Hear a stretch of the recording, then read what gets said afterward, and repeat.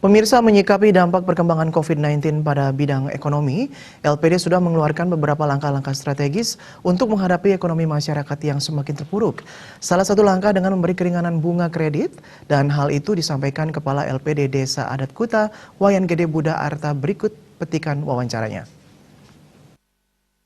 Berada di LPD Desa Adat Kuta bersama Bapak Gede Wayan Buddha selaku pimpinan LPD Desa Adat Kuta. Nggih Bapak, terkait semakin berkembangnya wabah COVID-19 ini, langkah-langkah apa yang diambil dari LPD menanggapi perkembangan tersebut? Baik, terima kasih. Kita di Lembaga Perkreditan Desa, khususnya kita di Desa Adat Kuta, di dalam menyikapi situasi dan kondisi virus Corona-19 ini yang terkait dengan pengelolaan dan tata kelola operasional LPD. Jadi kita sudah mengambil langkah-langkah antisipasi ataupun kebijakan di internal.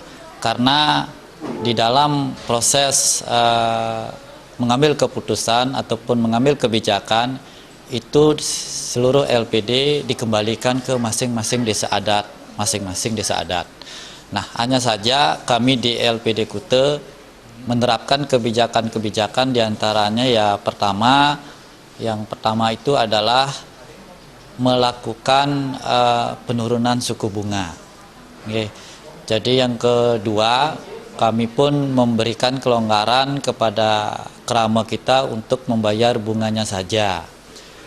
Yang ketiga, kita juga tidak mengenakan denda selama kurun waktu 3 bulan.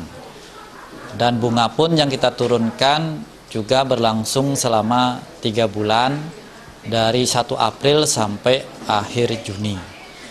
Begitu juga kami juga memberikan keringanan-keringanan melakukan relaksasi kredit. Itu pun masyarakat harus datang ke LPD untuk menyampaikan kepada kami, dan kami akan buatkan sejenis berita acara. Nah, begitupun langkah-langkah operasional yang lainnya yang kami lakukan, kita buka sampai jam 1 siang, dari jam 8 sampai jam 13. Kemudian kita juga memiliki 2 kantor cabang, itu pun kami tutup dan kami fokus kepada di kantor pusat.